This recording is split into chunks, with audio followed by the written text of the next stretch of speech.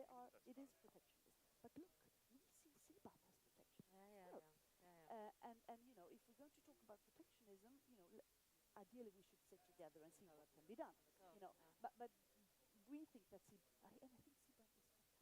I mean, Europe has to go this way. But there would be a transition where we create trade tensions with our allies, because ideally a WTO would take, you know, responsibility to do that, but it can't do this now. WTO won't be able to do it. WTO won't be able to do it. But it would create problems with the US, with Canada, and Australia, and others. Yeah, I mean, we need to see how it is deployed. We need to see the phasing in. Exactly. Yeah, I think it can be solved. But this is not discussed in the TPC. No. It should. Yes, there are lots of things that should be discussed in the TPC. Oh, it's terrible.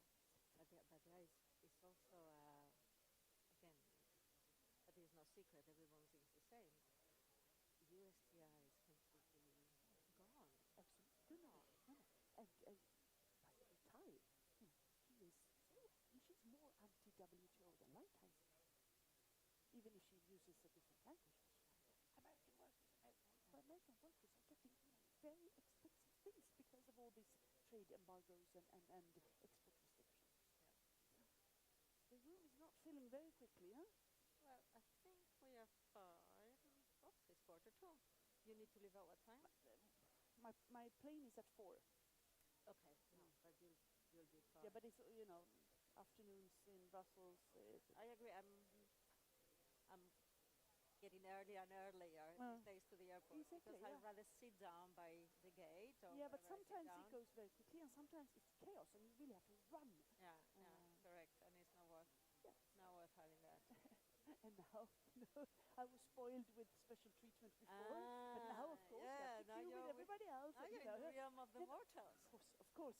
I always did that when I flew private as well. But you know, so you have to put extra time on. The extra time in that. But is there a... But this is not... yeah. You're ringing the bells? Yes. Where is my Spaniel? Just to get your name, García Martínez, right? Nothing problem with that. Roberto, yes, that is good. Maria Martín Prat, you say the T, right? You say the T, yes. Just to double check. And then we have Jens Eskelund, but he's not here, so he can't. Do you want by, then we talk by surnames or by names? Among ourselves. You can call me Cecilia if you don't mind, you know. If you don't mind. Roberto, Jens, yes, I think we'll do. I'll introduce you. Yes, I'll introduce you formally and so on. But I will not read out all your CVs, just the title there. To save time. But just among ourselves, we can say Cecilia, Maria. That's fine. Many of these people have now been together for 2 days, so they know each other. Exactly. And I assume someone of the organizers will give us some glasses, right? For water, but you never know. I go to pick up someone. Is water here? Here we have. Oh, there they are. Excellent. I think we deserve real glasses. Oh, wait. 1, 2. And there's half a bottle. Let's take another half a bottle. Okay. Right.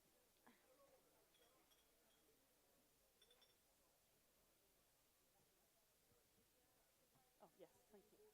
Cheers.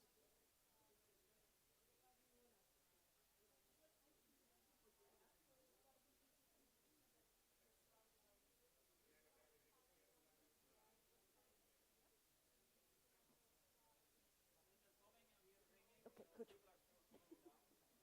Espérate. ¿Qué he hecho? Había sacado una tarjeta para dártela. Me habías preguntado dónde estoy. Estoy yes, someone came and said, Andrea came and said that he's already here. No, it's been very good. I couldn't attend all of it. Most panels have been full, yeah?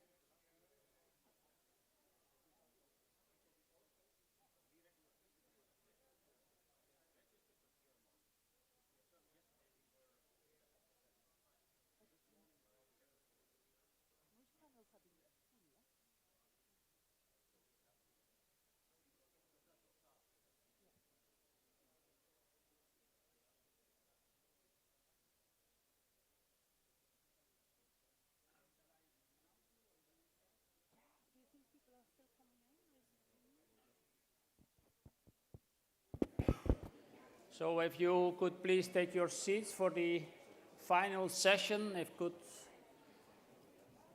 people could come down, because we want to start, because also Cecilia needs to rush after this meeting. I think we have a very interesting final session on geoeconomics. Of course, we had geoeconomics already in the opening session, but that was more geopolitics. Now we have more geoeconomics, but I'm sure there will be geoeconomics, geopolitics inside as well. So if you're ready, I pass the floor to Cecilia, who's on our board, who's a former commissioner. Everybody knows her, dealing with trade issues, and now still involved in many of these issues, very active. So I'm very happy that Cecilia can moderate this final session on geoeconomics in action, and she can then introduce the other speakers. So Cecilia, the floor is yours.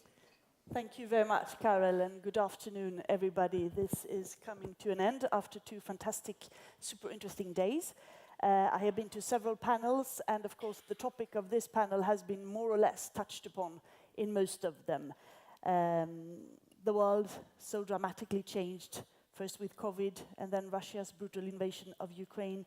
But already before the war, already before COVID, we saw big international changes, increasing tensions, economic, trade, and rivalry between the US and China, increasing protectionism, a weakening of multilateral organizations, notably the WTO, a renaissance of industrial policy, and discussion. Almost every panel I go to these days want to discuss whether globalization is dead or whether there's re-globalization or globalization or what have you. We will not explore these terminology here, but it is certainly adding new interesting elements to the trade dictionary. So of course, in all this, where is Europe? Europe's unity has been very strong during the sanctions and the coordination, strengthening also with partners, a strong transatlantic partnership and relationship on Ukraine, on Russia, but also tensions when it comes to trade. Still no unified vision on how to deal with China. Trade overall has become more geopoliticized, more weaponized. We have seen how it can be used as a tool. The strong dependence of energy from Russia, we learned that that was not a good idea. Now, of course, we're also very dependent on raw materials from China. And at the same time, with all these conflicts going on, Europe has always been such a strong promoter for the international system, for global rules, for multilateral organizations, and they are weakening, and we find ourselves a bit squeezed between the EU, between the US and China, which forces companies to take geopolitical, geoeconomic considerations in a different way than we've seen before. So how should the EU navigate in this? We see the ambitions of being a geopolitical, geoeconomic actor stronger, but we will try to get different perspectives on this. We have a wonderful panel here. We have Jens Eskelund, who is with us online. He's here, absolutely. He's the Vice President of the EU Chamber of Commerce in China, and he is also Maersk representative in China, so from the shipping industry. We have Roberto García Martínez, who is CEO for Eurobattery Minerals, and we have Maria Martín-Platt, Deputy Director General from DG Trade here in Brussels at the European Commission, so you're both very welcome. And I thought I would start with you, Jens. You're in China right now. The shipping industry, of course, took a big blow during COVID and during the closing of ports and the zero-tolerance policy in China, but they seem to have opened and things are getting better.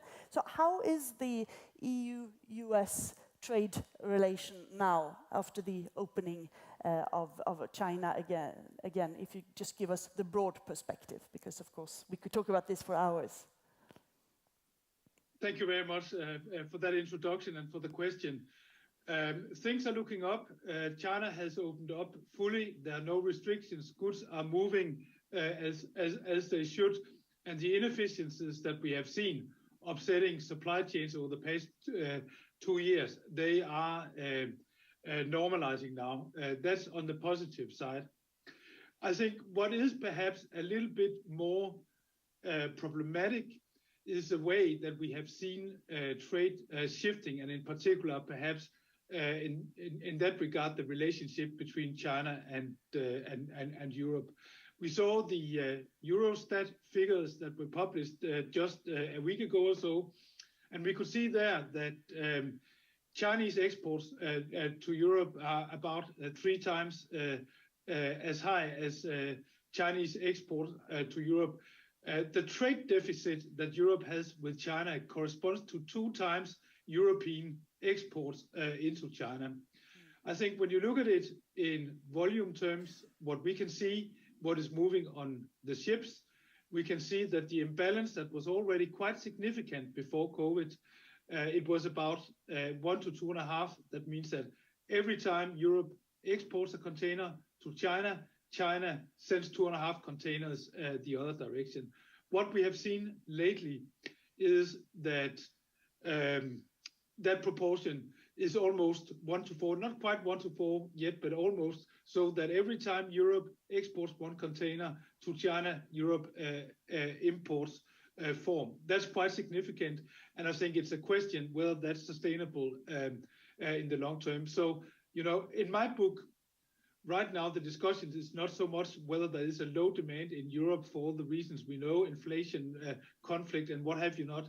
I think really maybe the story in trade is the collapse in demand that we have actually seen in China.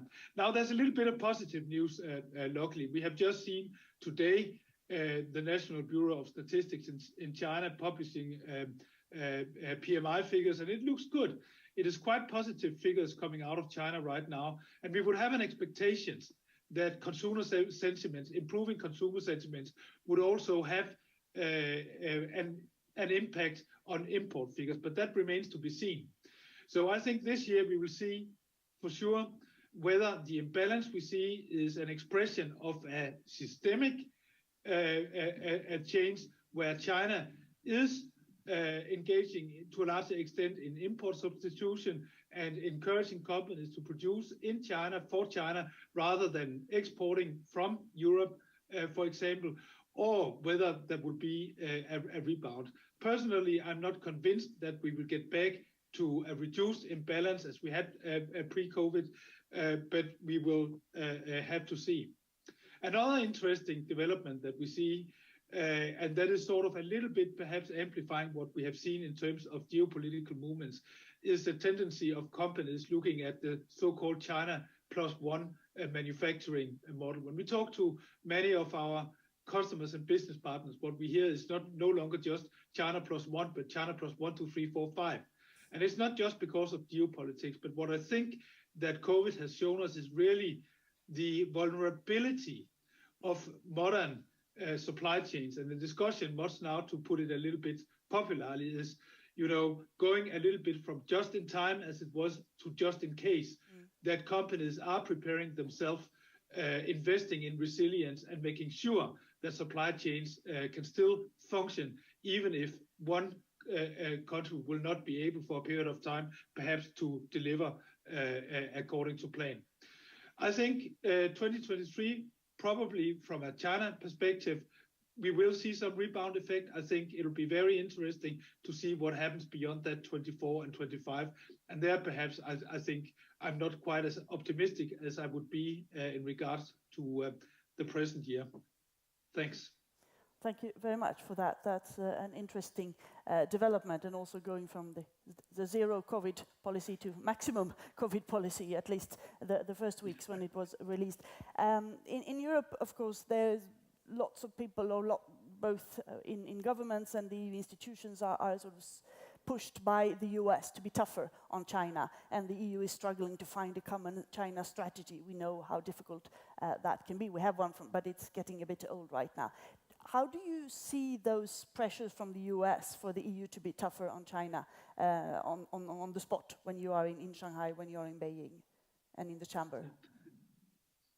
Thanks. I had the pleasure of visiting Brussels and meeting with a lot of people a month ago, and I was encouraged by what I think is a quite mature view, and to me, in many ways, Europe seems to be the grown-up in the room. I heard a lot of talk about de-risking, and an acknowledgement that decoupling conceptually simply is not something that is neither desirable nor realistic in the present circumstances. There was a keen understanding of the interdependencies and also in some quarters, perhaps a realization that sometimes interdependencies are not only a bad thing. Interdependencies is also what keeps people together and prevent that things are going bad. But I think it's an important discussion to have. What does de-risking really mean and how do we get there? I think the Americans, or that's quite obvious, are taking a somewhat stronger approach. I think maybe also taking an approach that in many ways perhaps could be more harmful than the positives it delivers. And I think actually it's quite interesting to see that last year Chinese exports to America reached an all-time high. And we have seen actually that China's export market share and also exports to America has increased year after year after the beginning of the trade war. So, talk is one thing. Another thing is what is happening on the ground. And still, the positives of global trade are so significant that I think, aspiring to sort of a wholesale across the board a decoupling is not something that, has any currency or is realistic. I think taking the sort of pinpoint approach, analyzing, identifying specific European vulnerabilities, and then try to see how you address that rather than spreading yourself too thin is a sensible approach. And that's maybe also some an approach where we can have some good discussions with the Americans about how really do we improve on the security situation by being smarter in the way that we engage with China and looking at what the real specific vulnerabilities are that we have so we can address those. Thanks. Thank you very much, Jens. And that brings us very neatly into your area, Roberto, the battery industry, of course, which is just one expression of how the immense dependence on different minerals and metals are growing in Europe. If we want to do the green transition, we will really need more of cobalt, lithium, copper, and what have you. And the statistics vary a little bit, but almost 90% of EU's imports come from China-controlled processing or mining. So efforts are going on to diversify and also, but we are vulnerable over this, of course, also bearing in mind what happened to the dependence of energy from Russia. So how should we navigate here? The Commission is preparing a raw material strategy. We talked about this in a few panels. It will be mid-March or something. Very important. 14th, I believe. 14th? Okay, 14th good. Yeah. So pop your popcorns. That will be, of course, immediately very important how this is. But how do you see it? What should be in it from your perspective? Well, if you could write it. Absolutely. We, as a miner, we hope that it will be their flexibility. The word flexibility. We believe that the mining sector and the mining industry and the mining act in general in Europe is over-regulated. It is extremely difficult for a mining company to operate in the European space. Obviously, we have very high level of standards, which are good, but there are other countries, other continents, that they are much more dynamic than we are, say in Australia, Canada, the US. I'm not looking to another developing countries where obviously they have other problems. That is not a topic here to talk, but we are expecting flexibility in this new Raw Material Act. By saying that, as a miner, what means flexibility is that at the moment when a mine operation or a mining company wants to operate in Europe, in Germany, in Sweden, in Finland, where we are operating in Spain, we need to wait in average between 7 to 10 years to get the permitting agree or approve.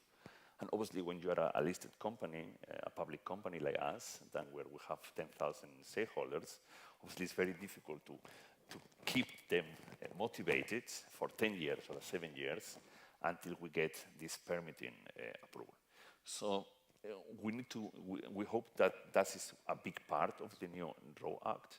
And obviously, it comes always back to, has Europe these raw materials, these raw materials that we need? And I liked always, if you allow me, Cecilia, we are here in a big family today. It's the last day, and we have get a lot of questions from the audience, but I will ask them today. And yes, I pick up my phone, and I will ask the audience if someone can tell me how many metals they believe or they know how many metals are inside of a smartphone today. You get the answer and you get a lunch. The rest of you won't. Give us the answer. 65 metals are inside on a smartphone. And interestingly, and that's a surprise for everyone, that mostly of these metals can be mined in Europe. We don't need to go to South America, we don't need to Africa, or to Asia, for them, or Indonesia. So not all of them, but I will risk to say that 90% of these metals can be mined in Europe. We cannot cover our needs, but it can be, we can reduce our dependency from outside. The problem that we have is that we can mine them, but we cannot process them. So we have to ship them, all of them, to China, for example, which is monopolized 90% of the processing and refining stage when it comes to batteries, when it comes to mobile phones, etc., EVs, etc. So it's a very complex value chain, but obviously Europe is not a mining power continent, but we have a power in purchasing and processing and buying. And I believe that is a big advantage when it comes to the mining sector. And obviously, there are other aspects like standards, ethicality, traceability, etc., etc. And obviously, I have been working 15 years in Africa in the mining sector. And I have seen a lot of things that normally people doesn't see when they buy an electrical vehicle or that they drive an e-bike. But we don't have to forget that in Congo today, the 1st of March 2023, there are 50,000 children working in the mining sector in enslaved conditions. Today, when we are sitting here, there are 50,000 children working in Congo. We have to change that. Cecilia, we need to change that. That is not moral. And Europeans, we have this double moral to say, look in other direction. But we have to change that. I believe this Raw Act, new mining or the Raw Material Act will help. And it will help to be independent or more independent on China, where China, for example, tried to cover some of these aspects. And for example, today is Wednesday, but last Wednesday, the 22nd of February, was a terrible accident in a mine in China when they have the Chinese government tried to cover immediately and there are some videos in the web, in the internet where you can see. That is how Chinese companies are working. It's not safety, it's not high standards. So I hope that Europe will change with this new act. The Commission President, Ursula von der Leyen, has been talking about a global act or a global alliance on raw materials, and that links also into what Jens was saying about cooperating with the US and trying to find smarter ways to do that. Is this something that you think could help? So learning from the experiences from Chile and Canada, etc., on the processing and on the national permit processes? To be very honest with you, Maria, Cecilia, and Maria, very Spanish names, by the way. I don't think so. It will help because we need to have China with us. And China is a difficult market. I will not say that it's worse or better than us. It's different. And they think in a different way. And for example, when it comes to the rare earth elements, they have 90% of the rare earth deposits are in China today. But they are very clever. They don't mind the rare earth elements themselves. They import them from Africa, from other countries. And we believe, and there are many studies about this, that China is making a big stockpiling with rare earth elements to try to push the price down and to minimize the potential that other countries will mine the rare earth element. And for example, Sweden, 1 month ago announced the largest rare earth element in deposit in the world, or at least in Europe. So it will be a challenge to cooperate in this alliance, or the global alliance with the rare earth element, without China. We need them at the moment. Maria, you can comment on this if you want to, but I also wanted to bring up a broader perspective. With the US now, we see that they have very tense conflicts with China. Some even talk about a trade war, and they've been very clear that they do not want to make any trade agreements. They want security partnership and so. But Europe has been a very strong promoter of free trade agreements and is leading in the partnerships, and that has been quite a theme in many of the panels here. How do we work together with partners in this fragmented world? So how do you see the future of EU and free trade agreements on the short and medium term perspective? Well, thanks, Cecilia. And foreseeing the future of trade is always a challenge, but I think you're right to say that there is an understanding of the importance of trade policies, including in the current circumstances where you could say we are more vulnerable and the environment is more challenging. That, if anything, makes us redouble in the interest to address some of the vulnerabilities and the challenges we see by engaging with others. And also, it's very important, when we talk about trade, we talk about rules-based trade. This is a strength and a necessity for Europe. I always say the European Union is an animal of law. We are the consequence of a system that works because it's rules-based. We are big, but we are not that big as to function properly on the basis only of might. We thrive in an environment that is rules-based. That's why we are such defenders of multilateralism. And you hear often these days, oh yes, but the WTO is in crisis, and therefore, are you sure that we can, or we need to continue investing in such an organization? People do tend to forget that 60% of our daily trade is undertaken on the basis of the WTO-based commitments and tariffs. That's the majority of our trade. And a large part of the trade, including those with those countries with which we have preferential trade agreements, we do resort to many of the rules that are contained in the WTO, whether it is in terms of standards or in terms of sanitary and phytosanitary rules, etc. So for the European Union, the maintenance of a rules-based system is not just an inclination to defend the WTO because it's there, is because the absence of that framework will be a particularly challenging one for many of us. Now, at the same time, we are redoubling efforts in bilateral engagement with third countries. If you want, trade policy is a rather competitive sport. It is meant to arrive at agreements which are mutually beneficial, but if you're not present, others will be. Yeah. And it's not only a matter of others taking the markets, and this is happening. You were talking about China and raw materials. That's why we see the presence and the footprint we see, for instance, in certain African countries or Latin American countries. But it's also, if you're not present, your rules are not present. Trade is not only about market access. Trade is also very often about agreeing on specific rules. And the European Union prides itself of being a rule setter.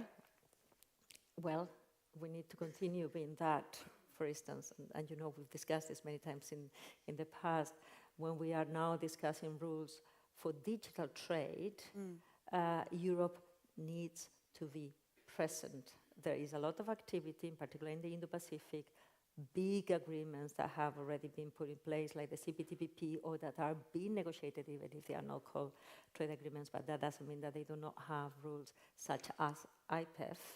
We need to be players for the setting of rules in the future. That's why, besides our interest in multilateralism, we are very active again in bilateral engagement with a number of countries. We have recently concluded negotiations with Chile, with New Zealand.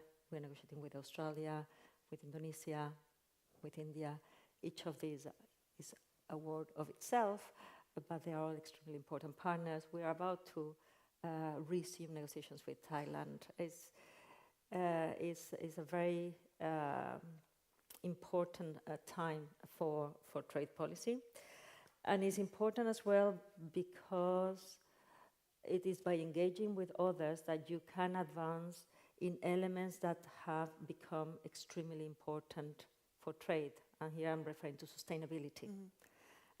You want to engage with others in order to have a common agreement and defense on the rules we want to achieve climate objectives, to protect biodiversity, or to respect, for instance, labor rights. You don't do that if you do not engage with others. You cannot just impose unilaterally your rules, even if I know sometimes there's discussion in that respect. And finally, as a contribution of trade to the general environment, we should not forget that trade also plays a role in trying to level the playing field. And that you do not only by engaging with others, but by using the tools we have, including trade defense. So I think it's a very important time for trade. There is a very interesting discussion as to the agility we need to have. You know very well, FTAs are big undertaken that take a long time to negotiate, and then sometimes even a longer time to ratify. But we are starting to also engage in more specific and targeted discussions. We're, for instance, discussing data flows with Japan to complement the existing economic partnership agreement. We are starting to discuss the possibility of having digital trade agreements with Singapore and with Korea. We are engaging in investment facilitation agreements in Africa. Those are more targeted and to some extent more agile type of tools that we think are also very important going forward.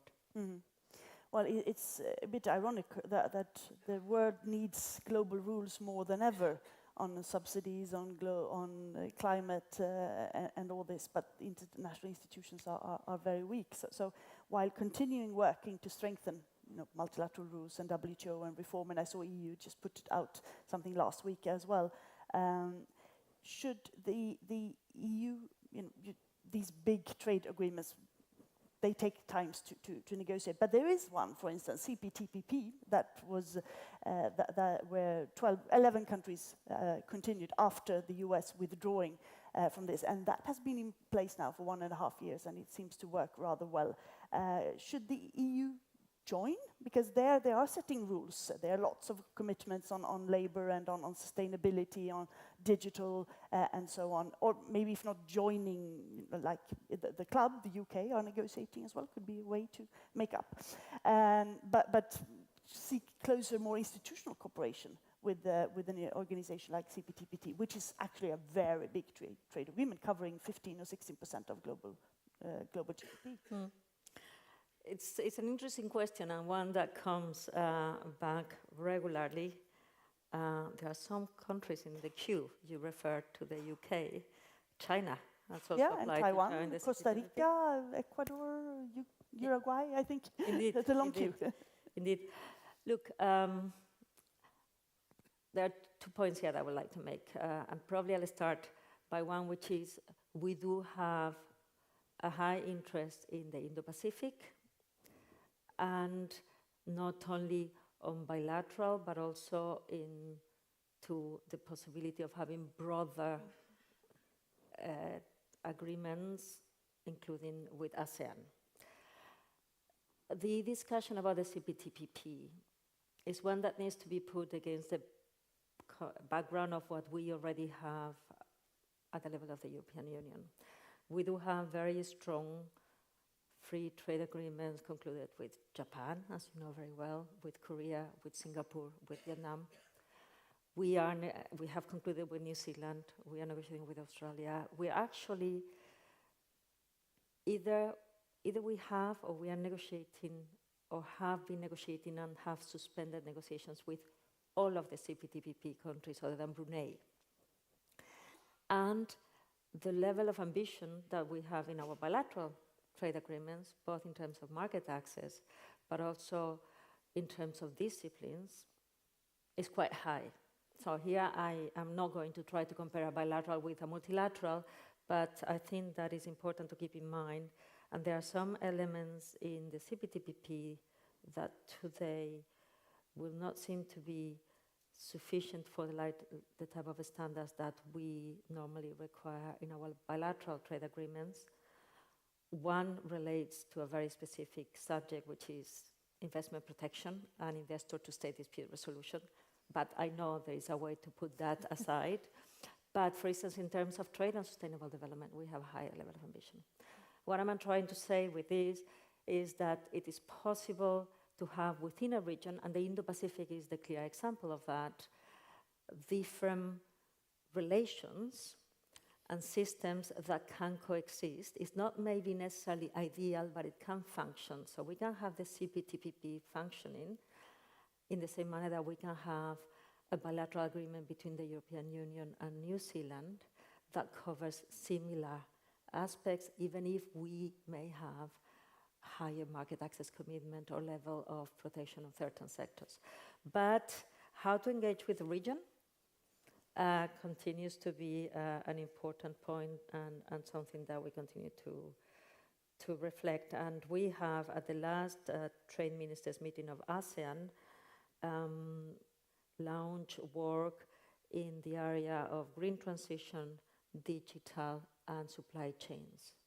So this is something that, without necessarily leading, in our view, to, at the moment, a commitment towards free trade agreement, is areas of work that we want to start with them in a more flexible manner. Interesting. We could talk a lot about this. I promised that we would have time for questions as well. Where there is someone with a microphone? I have the microphone. We have a microphone here, but there was supposed to be someone helping. Yes, there's a lady there. We have time for a few questions. We do, right? If anybody wants to put a question to Jens. Yes, there's a lady back there. You will get a microphone just behind you. Thanks you a need lot, to speak in the microphone, because otherwise Jens will not hear you. Thanks a lot, Cecilia, in the thought-provoking discussion. I'm Tin Ahlediani, research fellow from SEBS. We had a discussion this morning on how to trade with China. And while it was very clear what the leverage China has on the European Union, I have failed to get the insights. What is the main leverage, if any, of the European Union over China? So how do we make China to stick to the rules-based trade and to abandon forced labor, stick to the human rights? Indeed, we have free trade agreements. The EU has a comprehensive new generation, but enforcement has been really lacking behind. There is Kai frozen so far. And also, just follow-up question to Maria's comments that on the toolbox that the European Union has to level the level playing field, but trade defensive mechanisms so far have been hardly enforced. So maybe you can give us more examples on which tools have been working so far in this direction. Thank you. Thank you. Take notes. We'll take 2 or 3 questions. Did you raise your hand, ma'am? No, you were just stretching. Anybody else? Yes. Sorry, yes. Of course, you will be given the... Thank you very much. Very simple question there on ASEAN. We're engaging ASEAN. Isn't it a waste of time so long as Myanmar is in the mix? Simple and easy question, yes. Sorry, do we have anything? There's just behind you. There's. Yeah, it was very difficult to isn't it a waste of time to engage with ASEAN as long as Myanmar is it? Oh, okay. That was correct, right? Yes. Thank you very much. I would like to ask if European Union is going to impose sanctions against China. if China is going to help Russia military. Don't you think that is going to be more difficult for European Union to continue to assure the all what people here needs? If you look on our trade with China, as you said, we import everything from there, our clothes, our glasses, our iPhones. I remember 25 years ago, in think tanks, ministers and many people used to say to businessmen, you have to go to China, you have to develop relations, economic relations with China. And So now sorry, we are what is your question, sir? And now we are criticizing what the level of economic development that China reached. Don't you think that's going to be a mistake to speak about sanctions against China? Okay, sanctions and China. Okay, we have 3 questions here. I think you have touched upon parts of it, so you choose if you want to answer all of them or just, but maybe Jens, you can start on what leverage does the EU actually has on China? Yeah, I think it's a good question, and I think it's a good question because I think we need to articulate clearly that Europe actually does have leverage, and I think that leverage is not declining. I mentioned before the enormous trade deficit with that Europe has with China is more than €1 billion per day, and when you consider the economic situation China is in right now, the jobs European companies create in China, the taxes being paid, and so on. I mean, Europe is very, very important to China. I think also technology. One of the biggest issues that China has right now is continuing to grow its productivity. Productivity growth has been very low. European technology in many areas is leading and provides some of the solution, not least in connection with the green transition we have to undergo, provides the solution that will help China reach many of the important goals that it has set. I think it's quite obvious actually in China how in many ways Europe is regarded as someone that Europe wants to have relations with. It's quite obvious in media how the approach towards Europe is different from that to America. And I think also a lot of you will have experienced that China has been on a bit of a charm offensive in Europe over the past months since the opening up. We see delegations coming every day to Europe, try to find opportunities. I think it's very, very important that we have a little bit of confidence in Europe and we don't see ourselves as someone who are just, passively at the receiving end at decisions being made in China. It's very, very important, I think, that we continue to realize that we have leverage that can be brought to bear on some of these issues. Trade is a big part of it. Technology is another one. I think that dependency will, for a number of years, continue to be significant. Also, as China has continued to invest in Europe, China will have an interest in also protecting these investments. And that also, of course, creates a new platform perhaps for having a different kind of discussions where you talk about what then is it that Europe is being provided in China. So let's not talk Europe down in terms of leverage. Let's be realistic and also, be confident in the way that we engage. Thanks. Thank you, Jens. Do you want to comment on any of those questions? Maria, Roberto? I will agree with what Jens was saying in terms of our leverage. The European Union is a big market, and that is a very important market for China, not only for trade, but also for investment. Mm-hmm. So that is part of the leverage. We are also important because of the rules. Mm-hmm. We established to access that market. And that is also something that will have an influence, at least in the type of trade and investments that we get from China.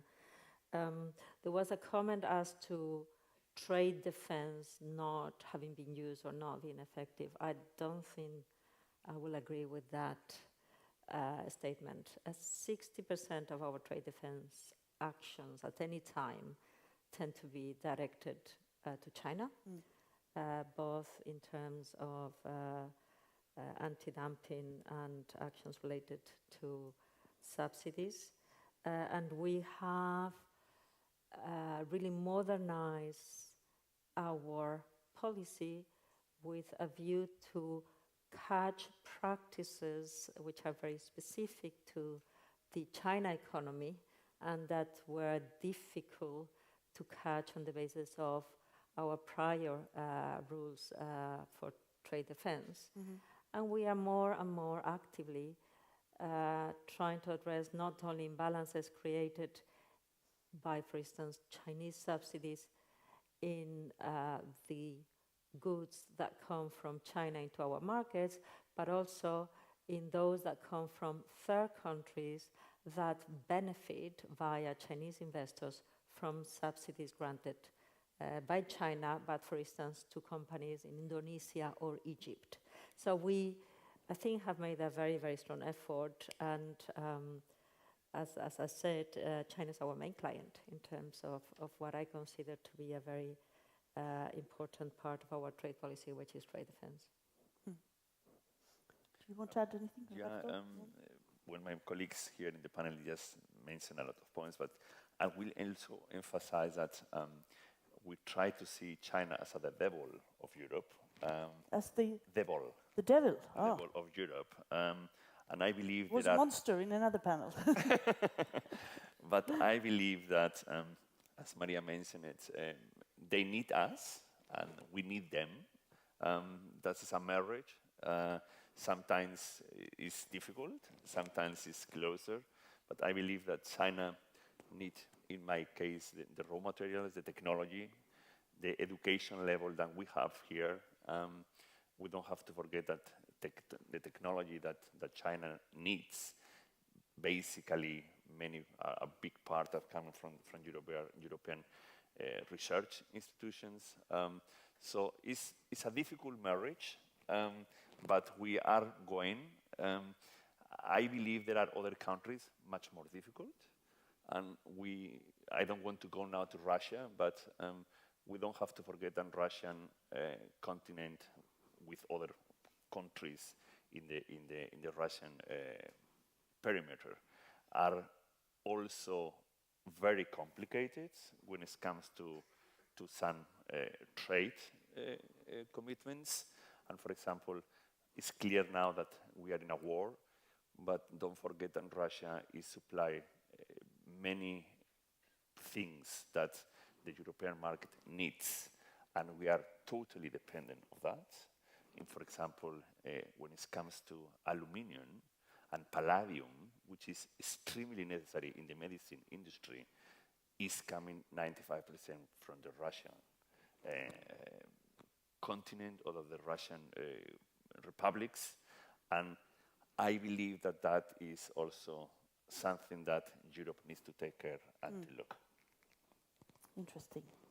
All right, we are coming to an end of these 2 days. Thank you so much, Jens Eskelund.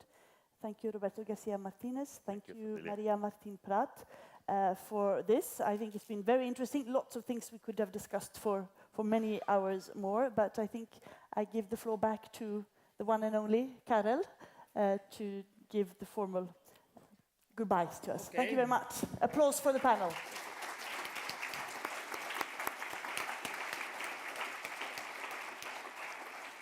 Yeah, thank you, Cecilia. Thank you, Roberto. Thank you, Maria and Jens from China. Very good, very illustrative panel. So, which leaves me, yes, this is only the end of the formal part. We still have an academic lecture which starts at 2:30 or 2:45. It's around 2:30, so it's probably, there's a bit of confusion in the program, but it's 2:30, so you still have time for lunch.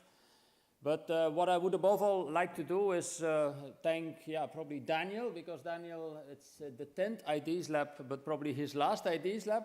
I say probably, but it certainly is. But Daniel is the mastermind behind the IDEAS Labs, plural. He started it. So big thanks to Daniel.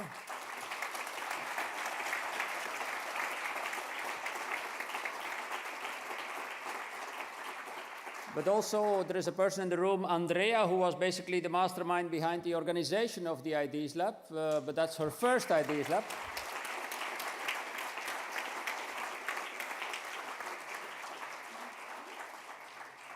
And of course, there were many, many others. It's an entire team. It's a big team effort for SEPS. We call it a kind of a team-building exercise. The entire team is involved, and of course involved already since many weeks in putting the program together, but the last days were extremely intensive, with not a lot of sleep, but of course, we feel the recommendation in the sense that people like it, people love it, let's say, and we feel that certainly after COVID, we feel we have to do this again. Sorry if my staff doesn't agree yet, but I think we'll have to do it again. There is demand for this, so we're happy also that you've come up so numerously, let's say, to join these debates. We saw it yesterday, we saw it today, so I think this format is really what is needed, and there is so much being discussed in Brussels on a day-to-day basis, like the things which we just discussed now, which need a much more in-depth analysis, and which is happening in many different fora, but let's say we try to give our own hallmark to, let's say, to this IDEAS Lab. Of course, I need to thank the sponsors. I don't know whether the slide is somewhere there from the sponsors, which is very important because we had a slide with the sponsors in the beginning, so we have about 15 sponsors who supported this, from European institutions to other specific bodies, also private sector bodies like Google, like Deloitte, etc. So that is extremely important that we have this support from public and private sector entities to have this organized. And anyway, before I give the formal closing, I hope to see you next year again, if not earlier, at many of our different events. You see the sponsors here, so with this I want to thank them as well to make it possible. And again, thanks to my entire team, thanks to the board, thanks to Cecilia and to the final panel, and again, thanks to Daniel. Thank you very much.